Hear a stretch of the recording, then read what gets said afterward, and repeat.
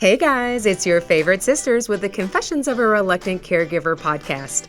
On the show, you'll hear caregivers confessing the good, the bad, and the completely unexpected. You're guaranteed to relate, be inspired, leave with helpful tips and resources, and of course, laugh. Now, let's jump right in to today's guest confession.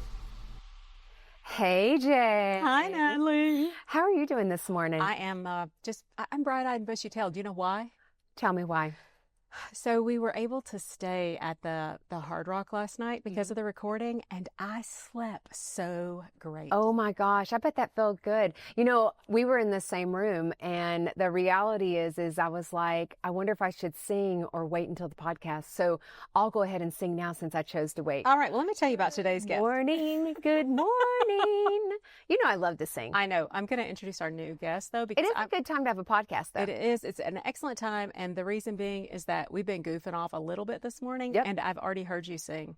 Oh, Staying I Alive. sing all right. I sing Staying Alive, Staying Alive. Moving on. Uh-huh. Okay. Okay, fine. All right. So today we have a guest.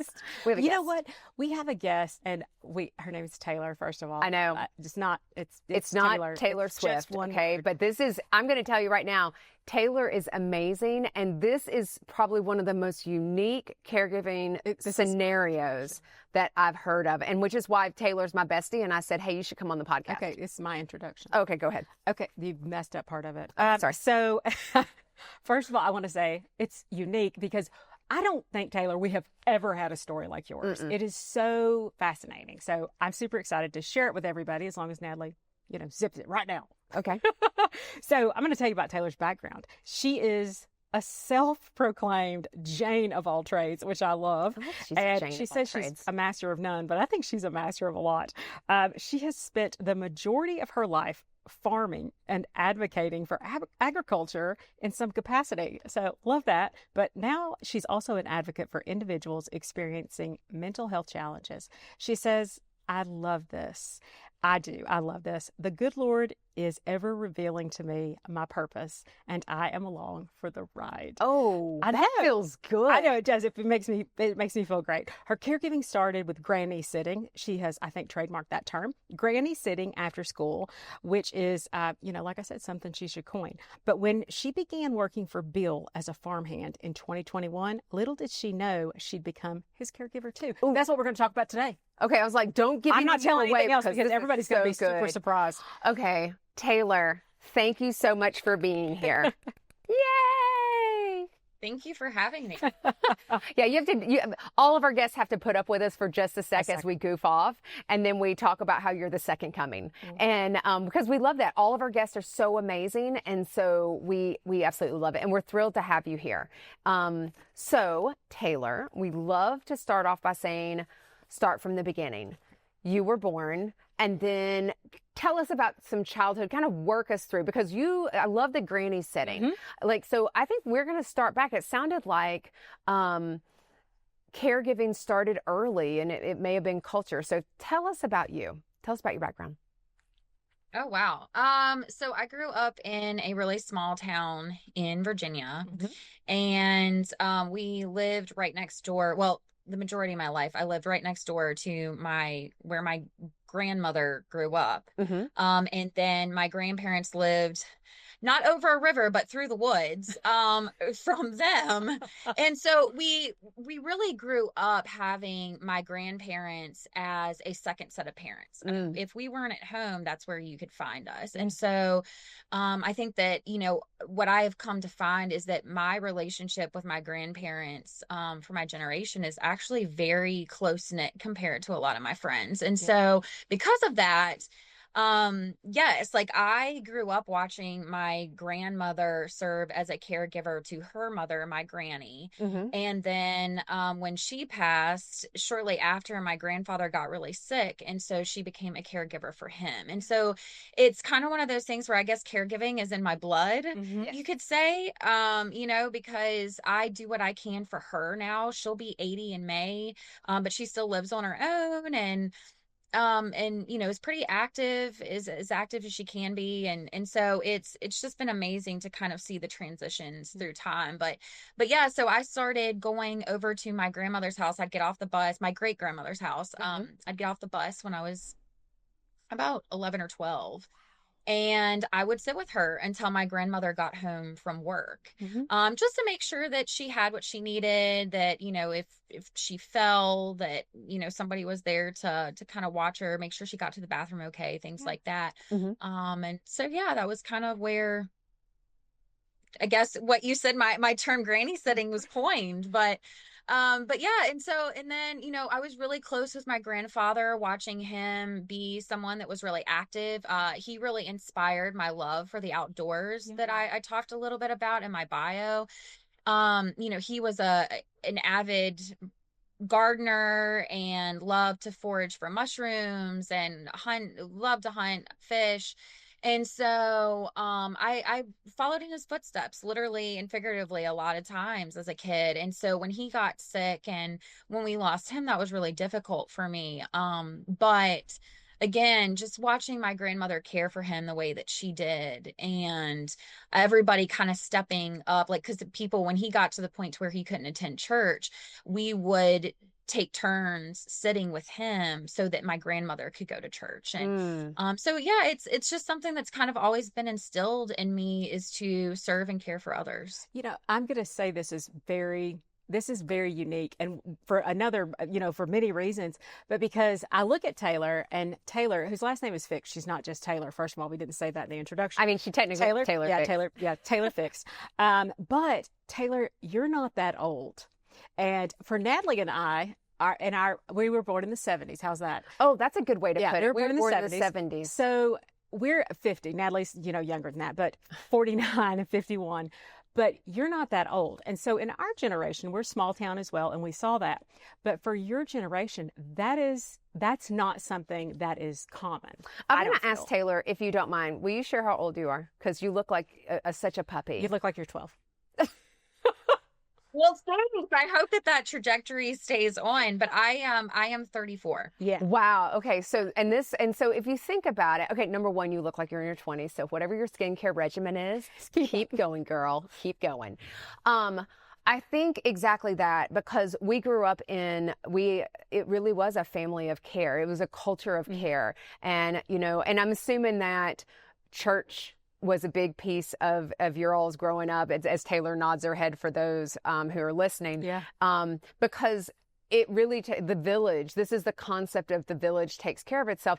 And I wonder about it being a rural thing. But we also know culturally in other cultures, like when we talked with Donna Kim Murphy, she's Korean. And it's very much, so in certain cultures, in certain areas, it is very much, it is a culture of care, because you don't have the opportunity not to, and tons of services. A little funny. So what did your friends think? You're 11 or 12 and you're like, hey, I'll see you later. I'm going to hang out with my great grandmother. Yeah. What were they doing? Were they like, well, I don't understand why she's doing that? What were kind of some reactions you got? Any, I guess, extreme reactions to that? Because she lived right next door, so it's not like I was really getting off at necessarily a different location per se, just a couple driveways down. But yeah, I mean, it was one of those things where I do remember, there were a couple of times where I'd get asked, well, hey, can you come over after school? And be like, no, I can't, because I've got to watch my granny until my nanny gets home. And which that was always, honestly, that was more of an interesting thing to explain to, because people like, you have a nanny? And I was like, not a nanny, like my nanny, She's no, my person. we do not have someone, like a professional caregiver kind of thing. But anyways, so yeah, it was interesting to some kids. But yeah, definitely not as, I think if I were growing up today, I would get significantly different of a reaction. Yeah, I think you're right. For sure. Because, I mean, even though you were introduced to technology, our kids today are definitely, I mean, if you think about kids that were born after 2000, especially, because, I mean, I had my first real cell phone when I was in college, and I graduated in 98. Yeah. And so I think about that. I mean, like I didn't have a computer until I went to grad school. And so, we're kind of like you were on that cusp, that cusp of not really having, but you're more fluent in it. Yeah. But I think you're right. Do you think that you would have identified, looking back at it now, because I was definitely a youth caregiver, because I by definition, I helped with my grandmother after my grandfather passed. I pretty much lived with her all the time, but that was really because she let me eat the Lucky Charms and I'd eat the marshmallows and she would eat the regular. And so we just split the cereal. But would you have self-identified as a caregiver at that time? And even now looking back at it, do you think, I guess I was a caregiver? At the time, absolutely not. It was just, something, it was just part of my responsibilities. Kids have chores. That's right. And that was kind of part of my chores, if you will, was to look after her. And it was just, again, it was one of those things. I loved my granny. I loved my grandfather. And so for me, it wasn't this title. It was just a part of being. Yeah. And so, it's, because they cared for me, as a child. Yeah. And so it was just kind of like, oh, that's part of it, is repaying some of that. I mean, of course I didn't think that at the time, but again, looking back now, it's, it was all a part of that relationship building and just, really what created the bond that I had and have with my grandparents. And so, now I think I shared it's like the whole confessions of a reluctant caregiver could not pertain to me more, because even though now in the capacity that I have with understanding more of what caregivers, kind of the broader sense of the term is, it's like, I still am reluctant to call myself a caregiver, even in the situation with Bill, because it just wasn't, I've always, I guess, kind of thought of caregivers as more of like my grandmother, who that was just a very active part of her, daily life. And then people who are professionally trained to caregive. That's right. And in the situation as it pertained to Bill, I was neither. Yeah. So, so it's just very, again, I'm reluctant to call myself a caregiver. I'm coming around to that idea of, certainly kind of knowing again what the term means now, but it just still is hard to be like, oh yeah, I was a caregiver. Go ahead, Jay. Well, no, she's mentioned Bill, and so I'm kind of like, well, because that's exactly where I was going to go. I want to go so you had that experience carrying a love for your great grandmother, and then you're supporting your grandmother now, and so, but life goes forward. You decide you're going through school, life moves on, you decide to go to Virginia Tech, so go Hokies. And so, like Taylor's like, that's right. and so tell me about life and moving on, and kind of let's keep moving forward, because we're going to come up and we're going to have the opportunity to meet Bill, but fill in the backspace. Yeah, when I went away to college, that was, when I first left, things were okay. It was about halfway through my college experience when I was away at Tech that my grandfather's health really took a turn. And that was really difficult for me because, again, I was very, very close with my grandfather specifically.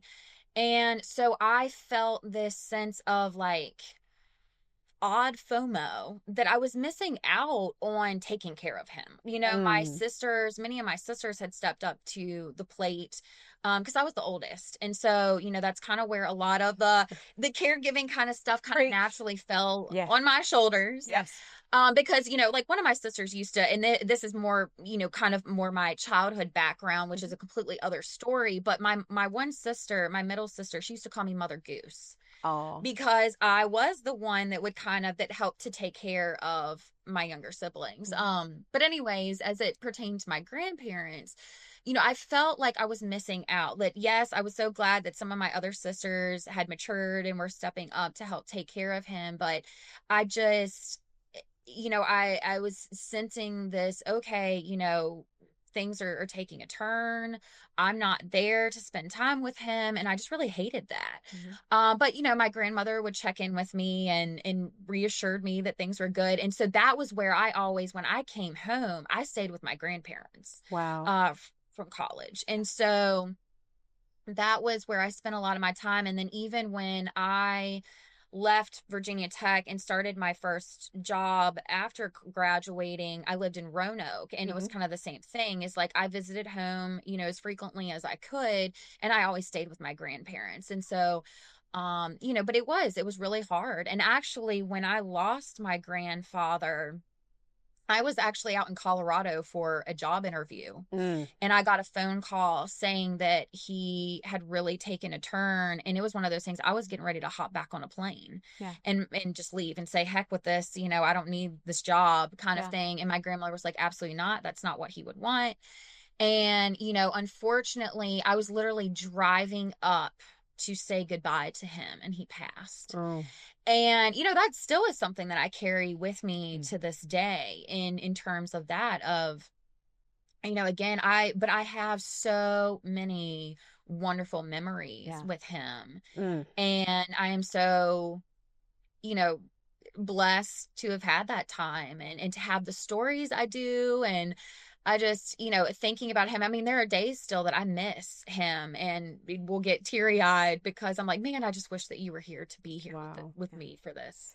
I love that. I know we're going to, before we jump to break, because you're again, I feel like there's so much of her that is us. I'm going to ask you. So you said that you're with the oldest. And when you said Mother Goose, I want you to know that Emily, our youngest sister, wrote an essay that was called The Red Mother Hen about me, because I also am the oldest. It's so similar. How many siblings do you have? So I come from a blended family. I mean, my mother, I'm one of 8 of my mother's children, but so I've got 3 half siblings from her first marriage, and then I'm the oldest of my dad's 5 girls. Yeah. Gotcha. I love 5 girls. Oh, he didn't stand a chance.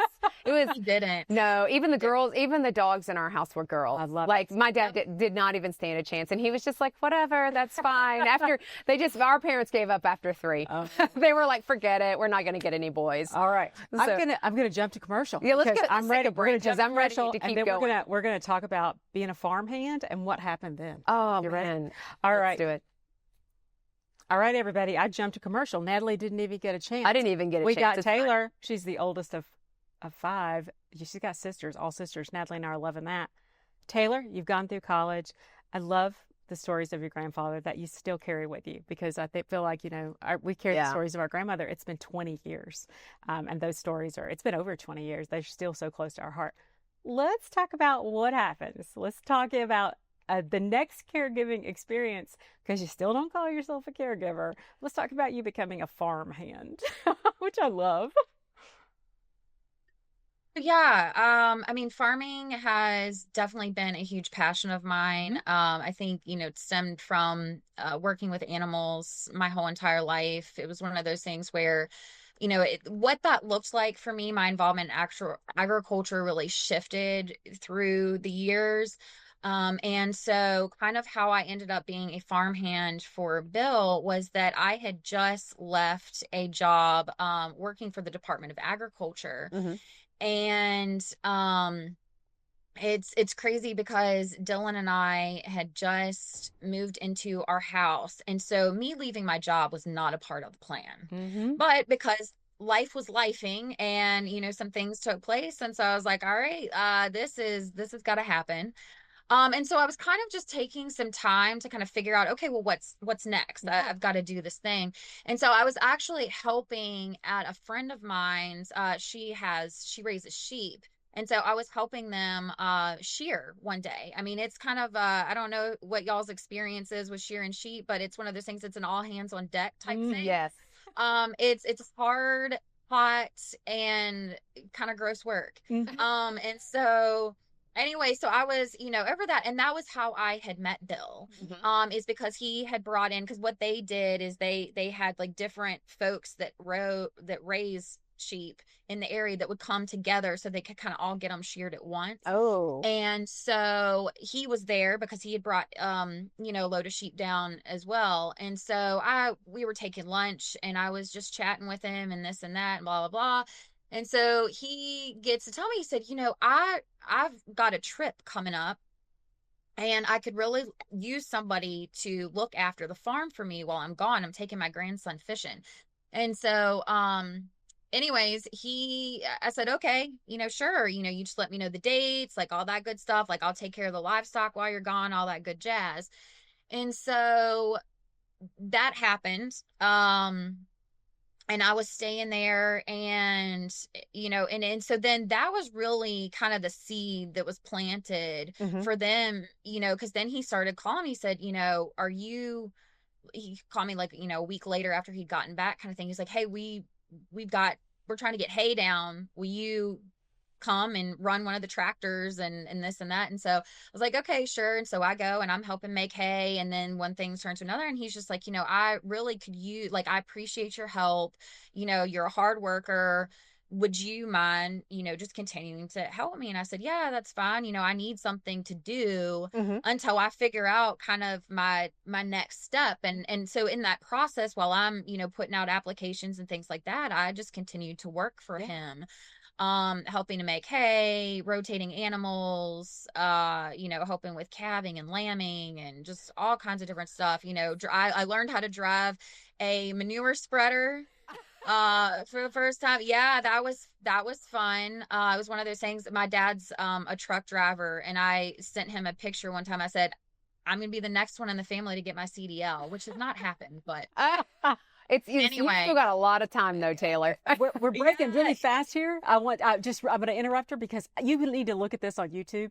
Taylor is 34. She is absolutely beautiful. She is absolutely stunning. And I'm thinking, she is like every country song. She is the most beautiful. I'm telling you, haymaking. Like, this is the best part. And I'm sorry, Taylor, it's very distracting because you keep describing all these things and all I can think is farmers.com. Like, you are the epitome of, here is meeting your most beautiful farm lady, and she ain't playing because she'll probably whip your tail. And so we feel like I'm so glad you mentioned that. I needed to throw that out because audio, it's different. People hear this. We're like, oh, she's, okay. But I'm like, you have got to look at the YouTube video and see. I mean, Taylor is beautiful. So she is brains and brawn and just we had to throw that off. Okay, so anyway, JJ digress. Sorry about that, Taylor. So you're helping, you're doing all this stuff, you're manure spreading. Yes. Manure. Yep. I mean, it was one of those things too. I mean, I was helping to fix fence and, running a chainsaw, all this good stuff, right? Things that most people don't think of. Like you said, when they see me, they're not thinking, oh yeah, this girl can run a chainsaw or, manure spreader. But anywho, so there I was, and that just that is what took place is I just continued to work for him on the farm. I loved it. I mean, I was in my element because again, love farming, love agriculture. My dream has always been to have my own farm. And so anyways, but the thing about Bill is that he's a very stubborn man, and it was very hard for him to accept his age, which I get, I am one of these firm believers that age is just a number and it's all about how you feel and things like that. But at the same time, at some point you have to recognize what your limitations and such are. And that was where Bill and I would start to butt heads a little bit, is because there was this reluctancy on his part to allow me to do something. Yeah. Okay. Where, it was easier for me to run down lambs when we needed to catch them and tag them and things like that, than it was for him. And there were numerous occasions where, he would fall, and we're in, cause he's on the border of Virginia, West Virginia, rocky territory. So there was some safety concern there. And so we butted heads a number of times on things like that. Rightfully so. And then what ended up happening was, I guess it was the winter of 2022. I can't remember what I wrote on my timeline. Winter 2022 was when I got a phone call and he was in the hospital. And what had happened was he lived on his own up on top of a mountain, very like horrible cell service. I mean, that was definitely one of the things that was a little scary about that situation. And he had fallen in the snow trying to get wood and got severe frostbite on his Wow. feet. Oh my gosh. And so he, very fortunate, because originally the trajectory was that he was at least going to lose one of his legs. Mm. Whereas what ended up happening is he lost the majority of both of his feet. Wow. And, and so it was one of those things where there was a long stay in the hospital where, I was back and forth there to visit with him. Was also trying to do what I could to take care of the farm while he wasn't there in that time, while also trying to navigate not stepping on the toes of some of his family. Well, now that's what I was getting ready to say, yeah. Taylor. Who is in his family? Where is the family? Because it sounds like you and Bill are tight, and that you guys have been working together for over a year, and that you all are, it is your employer, but you all work together. And this kind of work is work together. And so where's the family in this? The family is definitely an interesting component to the story, because it was one of those things where he had kind of an estranged relationship. He's got two sons, and they lived down off the mountain from him. And they had, he kind of had a tense relationship with both of them. Okay. And it was one of those things where it really did, when all of this kind of stuff took place to where I stepped in to kind of take care of him, it was really difficult to navigate, because I wasn't 100% sure what he had shared with them about kind of, because he kept a lot of things from them. Because one of the things like that he had shared with me when he was in rehab after he left the hospital was, he was like, they are going to put me in a nursing home if they find out how little I can do for myself. Wow. And he was like, I will not make it if that happens. Like, that is not what I want. Like, you have got to help me. Yeah. And so that's really what had kind of led to me transitioning into this position of caring for him, of like not only continuing to kind of care for some of the farm stuff, but also to help take care of him. And so it was interesting because, yes, like some of the responsibilities on the farm were taken off of my shoulder, because, the one son picked up some of that in terms of, taking care of the animals and not, necessarily putting them back up on the mountain, and just some different dynamics there.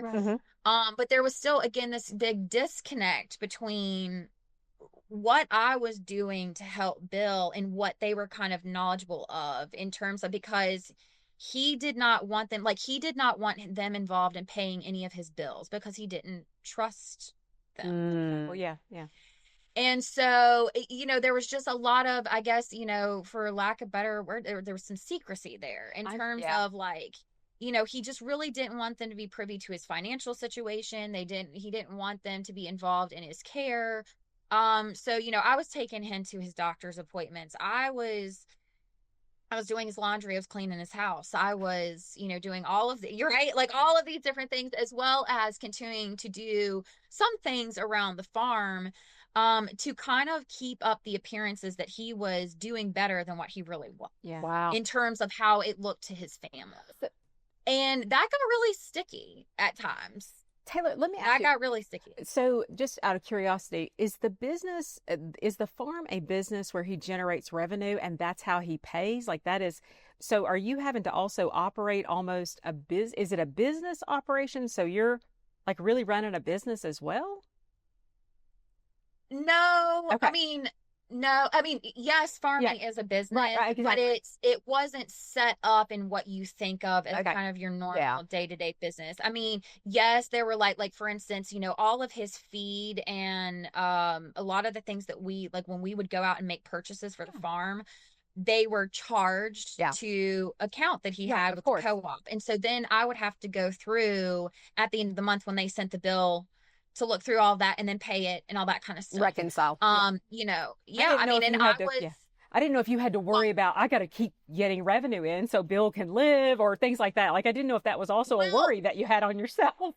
Oh yeah, no. Fortunately for Bill, he had a very lucrative career with the telephone company. Okay, okay, Ah. And so he had that pension coming okay, in. okay, Okay, good. so that's good. So let me ask you this, because this is a very, and this is why I wanted Taylor to come on, is because this is a unique scenario. Like, this is, I am your employer or employee, and I have now transitioned into this care responsibility for you personally at some level on the finance side, on some level of managing your household. I mean, the question is did Bill have other paid care that he had come in, or was it really, I trust you and you're my person that I really want to provide my care? This person, with the exception of there were a few things like at one point he had to have a pick line Right. for antibiotics. Okay. Yeah. And so when that was being done, there was a nurse that periodically came in to do that. Right. But other than that, I mean, I was taking him to his appointments and I was, we would pick up the groceries and things like that while we were out. Yeah. And I was doing all that kind of stuff. Yeah. And, and I also, on the days that either I couldn't be there or even in the evening, because it was one of those things where I checked in with him in the morning and in the evenings to make sure that he had gotten in okay, that he had woken up and was doing all right, just to kind of check, because there were some other things that he had going on health wise that weren't associated with the amputation that also needed to be monitored. Yeah. And so, that was also kind of a reason where I would check in. And it was so interesting because, that was something you talk about mental health stuff. Yeah. That that was where things really started to take a toll on me, because I was constantly having to have these check-ins. And there were times, especially on the days where if the weather was bad and he was shut in, I was shut in, however, like I was on the phone with him for hours Wow. because he was lonely. And one of the things with him living up there on his own, not really seeing anything, one of the things that he frequently told me that really broke my heart was that he's like, if I didn't have you to talk to on a daily basis, like it's one of those things where if I passed away, the buzzards would be flying overhead before my family found out. And that is, I want to pick up there. Actually, we need to take a break. We're going to take our second break. And because isolation and loneliness is one of the hardest things, I think, for our aging folks. And not even just aging, it's for individuals who have disabilities, complex or chronic illnesses. Let's take a break and come back because I want to jump back into that. Yeah. All right, everybody, we are back here with Taylor, and we've gotten to a point, and Natalie and I, we're always, I think this is the mental health part and the toll that it's taking on Taylor. Yeah, because I'm thinking Taylor and Bill are in a relationship. Yeah, but Taylor already has her person. They have a new house. She has a life. Actually has she's young and she has a person, and they're also trying to figure out what's Taylor going to be. And when I say relationship, I'm not talking about a sexual relationship. I'm talking about with Bill. Yeah, it's gone beyond employer. It is a friendship that has developed, and I think almost wonder too, Taylor, because Bill's older. I wonder if Bill is also for you reminding you sentiments of your grandfather. And so really, I know that I am very endeared, Taylor, to older people myself because I grew up with my grandparents. My parents both worked, and I was always hanging out at the hardware, and I was always hanging out. I was always with my grandparents, and I never thought anything about it. But I am always endeared to older people. And I don't know if do you think that may have also influenced you as opposed to somebody different? Or do you think that's just, I think I've got the gene, the care gene? Definitely the gene. I mean, my grandmother's made comments about that before of I've got the gene, and that it's definitely part of my personality. So there was definitely that component to it. I think it also helped that I understood agriculture the way that I did. It's because as women, we have a tendency to be more of the nurturing, caring. And so I think there was a piece that drew him to me because of that, in terms of getting me to be, the caretaker. But also there was this piece of, this is someone that also understands how important Yes. my farm is to me. Yeah. And, and how to keep things going so that I can remain on my farm and not have to be put into a facility. Yeah. That's the truth. Yeah. And I would say to his generation, because our mom's the same way. She said to us, nursing homes are where people go to die. And I will be dead within, a week. And if I'm there, because none of our family went to skilled nursing, or a nursing home, you passed in your home. Yeah. And so, but I want to talk a little bit, because it hurts my heart for Bill to say that he was, if he didn't have you and talk to you every day, that, it would be probably unbearable for him. And because he doesn't have family, and I think we have to acknowledge family dynamics, and why we think it's so important to say your caregiver may not necessarily be blood. And this is a perfect example of that. But tell me about how this impacted your relationship with Dylan, because was there any impact there? Did he ever look at you and be like, don't you think his sons should take some of this, Taylor? Oh, 100%. It really frustrated him a lot. And it's still one of those things that he can't really wrap his head around, the dynamics.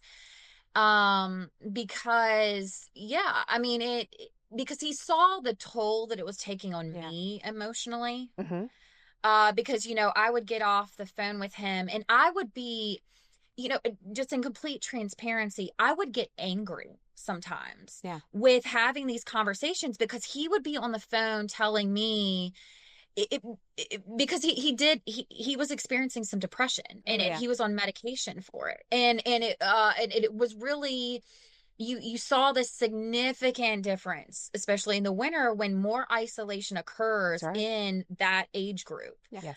And also because of his situation, his living conditions, that it just innately made it more so. And so it was one of those things where it just put this immense amount of pressure on me to be not just this person that's, doing, checking some boxes of things that they have to get done, but also in being this emotional support and, providing this, again, emotional component to his well-being. And that was hard because, when he would call me and he would be experiencing, okay, it's snowed and he's been snowed in for a few days, hasn't even been able to get out to care for the animals or anything. And so, he's feeling very isolated. His mental health has gone down, and he's talking about, suicide. Yeah. And I'm on the phone with him, and there's nothing I can do because I can't get to him. I can't get to him. I can't, all I can do is talk to him on the phone and, just encouraging him, telling him that I'm here, that, because he would say things to me like, I know I'm a burden on my family, and I know I'm a burden on you now. And, I would have to keep saying these things, like giving him reassurance, saying, no, I wouldn't be here if I didn't care about you. And there were then times when I'm getting off the phone with him and I'm in tears. I'm angry because of the fact that I feel like I need to do more and that I can't do more. Going through kind of the emotional roller coaster. And then I'm then bawling because I'm like, oh gosh, I hate the fact that he feels this way. And, what do I do? Because he does not want me conversing with his family. And my thing is that, like, from my perspective of what I was limited to in terms of the knowledge I had about those dynamics, I was frustrated of like, why are these people not wanting to do more for him? But the things that I had been told was that he was a major component in distancing himself from his family. Yeah. And so it just was all around just it was a lot. Yeah. It was a lot. it's messy. Let me ask you this, because you're caring for Bill and you're doing stuff out on the farm, even though there's some division of kind of responsibilities with the sons, or the one son in particular. But are you were saying, a while back, I'm thinking about what my next job's going to be. And are you looking for another job at this point? Or are you like, this is where I'm at right now, and this is because I don't have the opportunity? Do you feel like, and I don't say this in a bad way, but do you feel like you missed opportunities because of care? That's my question. Are you on hold? Have you put your life on hold? Good way to put it. A pause. Yeah. You mean at that point in the story or right now? At that point in the story. Okay, at that point in the story. At that point in the story, yes. I mean, so one of the things that had happened, and that was another like kind of dynamic shift, because when he was in the hospital, I don't remember exactly how long he was there, but it transitioned, because then I wasn't going up there. And so, and again, the trajectory was not good. And so I am anticipating this situation of like, okay, he might end up in long-term care. And so I am then not going to have a job doing that, period. And at this point, like at that point, because I had such consistent work with him and I loved it, I hadn't put as much effort into finding a job at that point. And so then when that happened and I was very uncertain, it was one of those things where I had gotten a phone call about a diner that had been shut down during COVID. They were trying to get somebody that would come in and bake to do all of their bread, because they had a little store that they did at least try to keep open despite the fact that the diner was closed. And so I was like, okay. They were like, we know that you bake, you do all these things. So, would you mind stepping in? Yeah, of course she does. Of course she does. Can spread manure and she can bake. Go ahead. Keep going. Shocked. Yeah, so I went, and so while Bill is in the hospital, I step in and I am, because actually what had happened was their baker had to go and help her brother who had fallen off of a roof. And so I was like, okay, well, this is going to be a short-term thing. Right. But, but again, unsure of how long, and that's kind of what I was looking for. And so I stepped in, and so I started doing that, at least 3 days a week, where I was making, at least like 36 loaves of bread a day, cinnamon rolls, all these different good. We're going to go visit Taylor, because I'm feeling hungry right now with these cinnamon rolls. I just continue to be amazed. So let me ask you this. So you kind of put your whole career on hold a little bit, because you're doing you're doing a filler job in preparation for Bill to come out of inpatient, or to pass. So what ultimately, because I'm going to fast, because I want to get to our sister questions. Yeah. What ultimately happens with Bill? He comes back. How long does this happen? How long does this last? This kind of upheaval last? Gosh, I think that's kind of the thing, is this has been, there were so many different dynamics to that whole situation, with the changes that I went through, with accepting other little odd jobs while he was in the hospital, and then when he came out, what that meant with trying to then have some of these odd jobs as well as then take care of him. I mean, there were just all of these moving pieces. And so, yeah, I don't know, 4 to 6 months were we kind of in this thing where he was in intense care. And then when he kind of got out of it, it was more this, he just had the frequent doctor's visits and things that I had to go, because he had, he was in wound care. Yeah. So would have to take him, to see his surgeon, and they would, assess whether or not, because like at one point he got readmitted to the hospital after being at home because of the fact that the infection came back into the bone. Wow. And so they ended up having to remove another chunk of his foot. And so it was just always kind of, up until he passed in October, it was just constantly this, what's going to happen next? We really don't know. Well, and I know that you said it was close to 2 years, around a 2 year, or a year and a half to 2 year window of time. Because it's just been 6 months since Bill passed. Yeah, so it has been. Bill passed in October of 2024. And so I think And I know that at some point, I think we talked about this. I mean, yes, you were employed by Bill, but there were times when you weren't getting paid for this. You were just Bill's person. And so I think, I have one more question before we jump into the other questions. Did Bill sign over that you were like his power of attorney, that you were his primary contact? Did he do any of those things so that it made maybe a little bit easier if you had to call on his behalf? No, he did not do that. And that was because that was another, point of contingence. One of the times that I went to visit him in the hospital, his one daughter-in-law was not the kindest to me.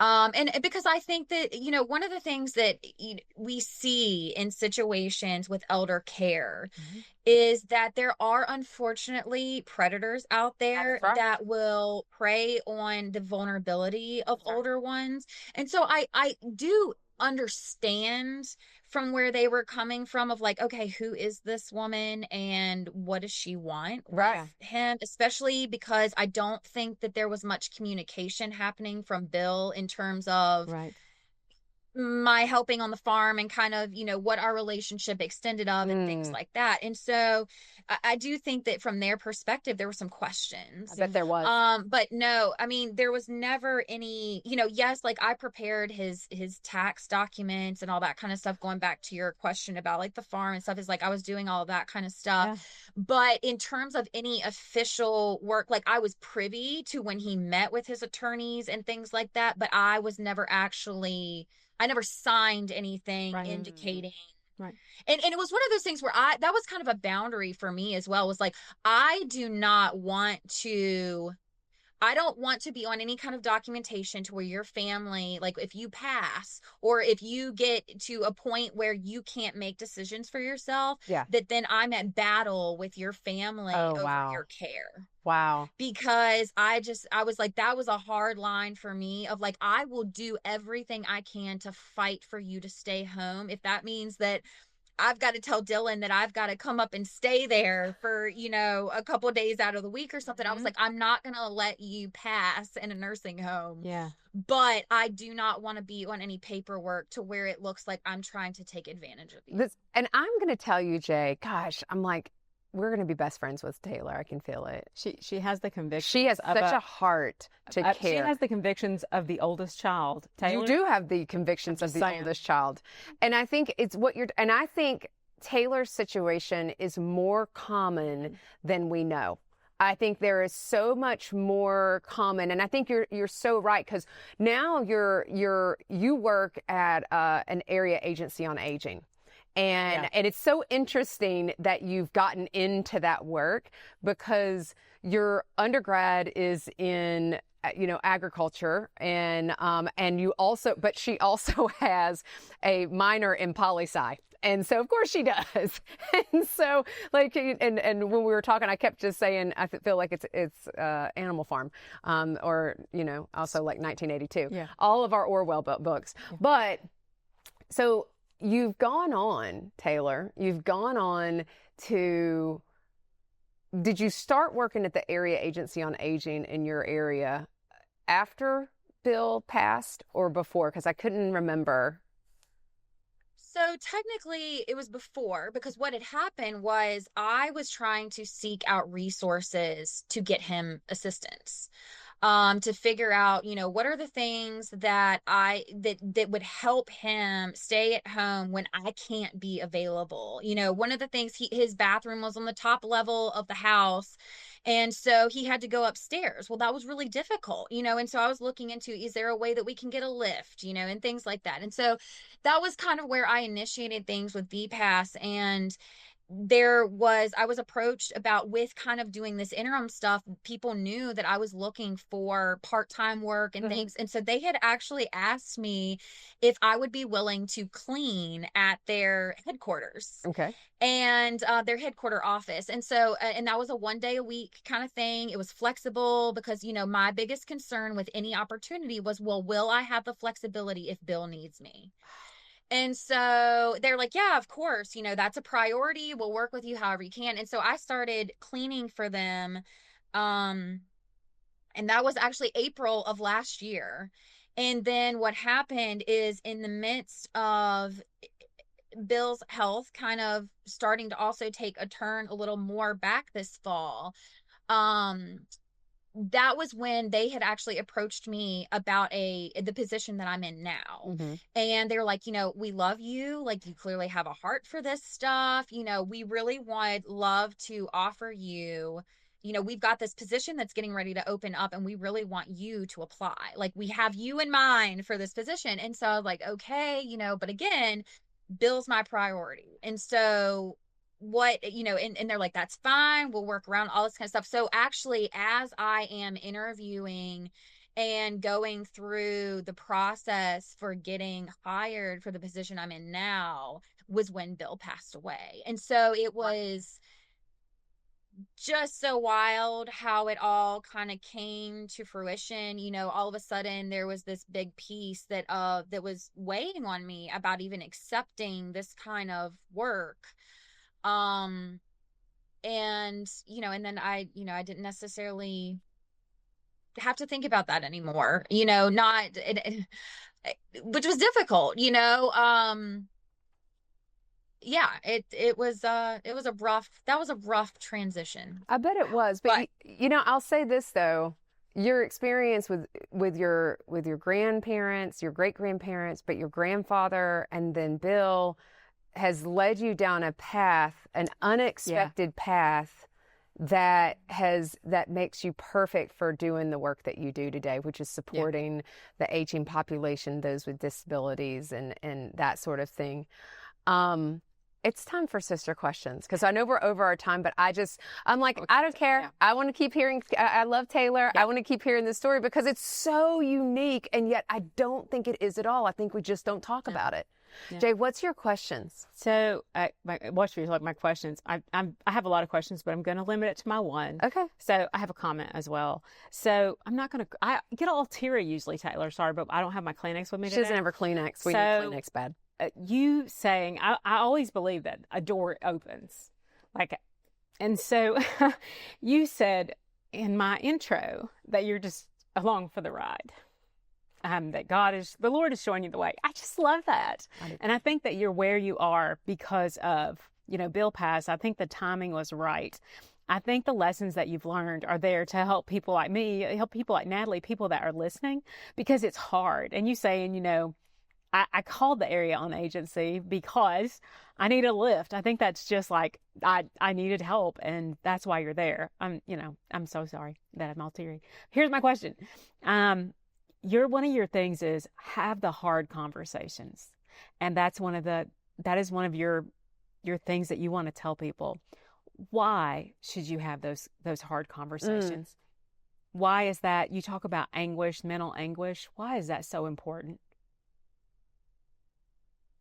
Because with the dynamics with Bill, like I said, I mean, he was a very stubborn man, and there was kind of this fear that he would push me away if I started to kind of ask too many questions or, set certain boundaries, that he would push me away the way that he had pushed some of his family away. And I knew that was not going to benefit him, despite him making that choice for himself, if that were the case. And so I was just reluctant to want to have some of these tough conversations that need to be had.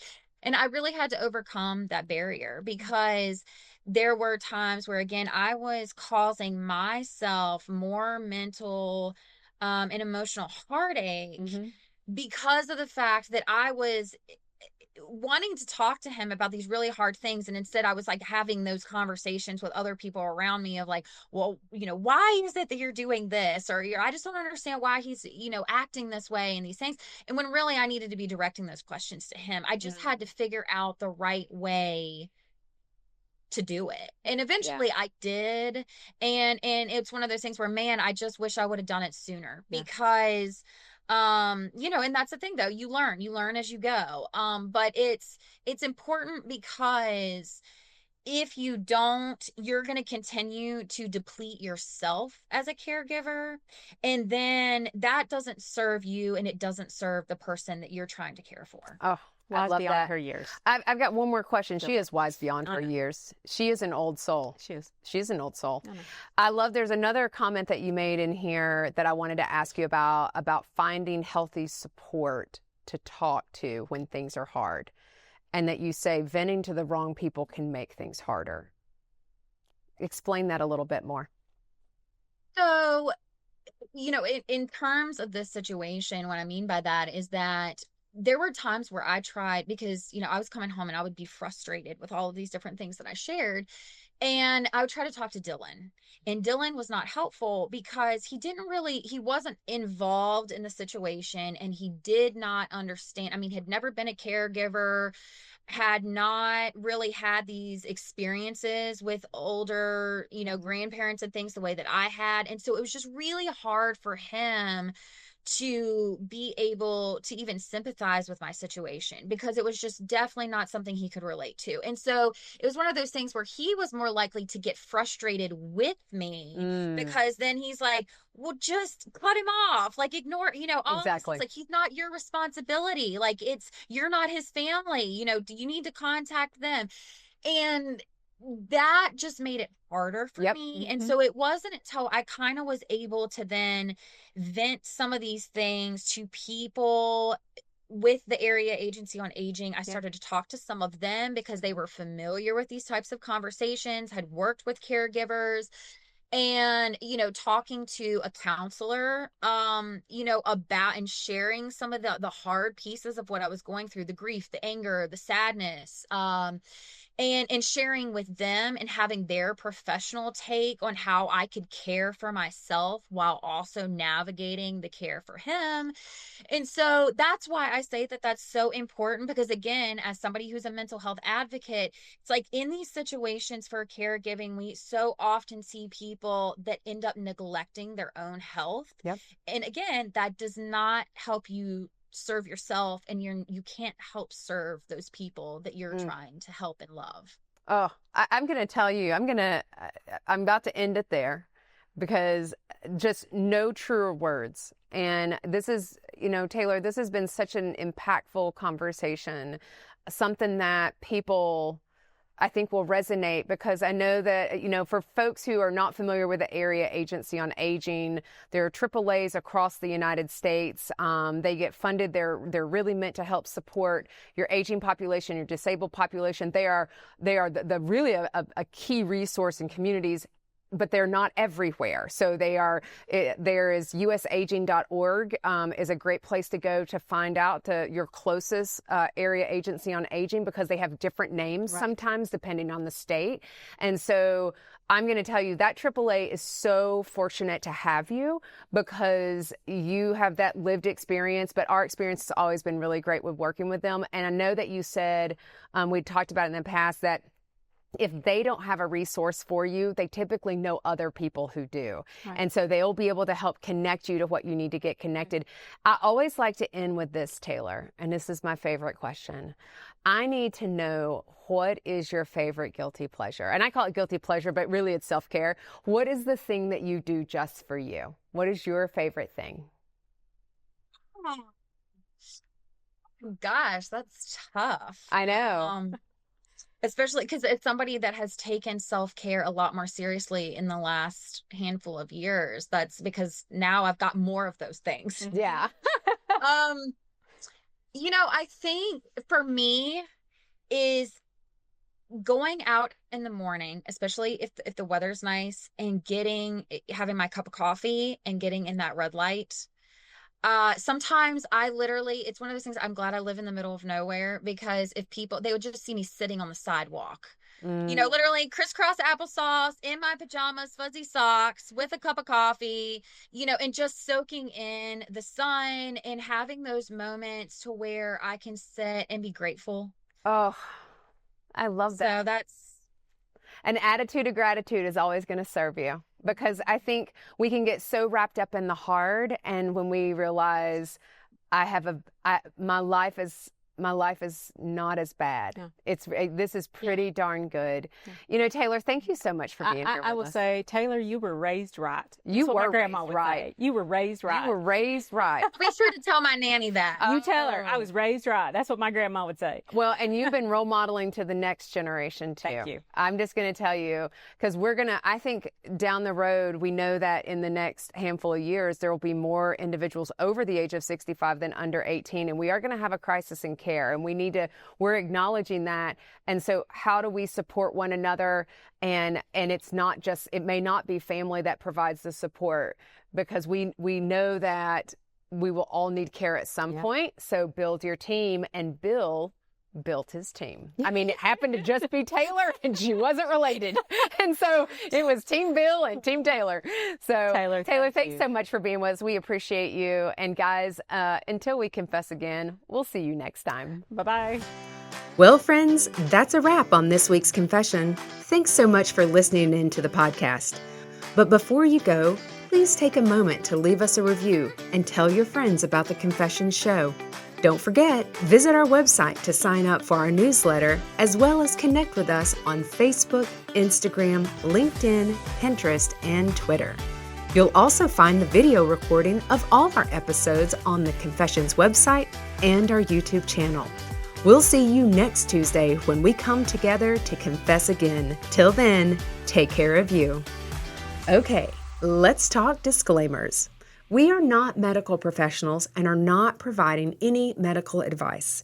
If you have medical questions, we recommend that you talk with a medical professional of your choice. As always, my sisters and I at Confessions of a Reluctant Caregiver have taken care in selecting the speakers, but the opinions of our speakers are theirs alone. The views and opinions stated in this show are solely those of the contributors and not necessarily those of our distributors or hosting company. This podcast is copyrighted, and no part can be reproduced without the express written consent of the Sisterhood of Care, LLC.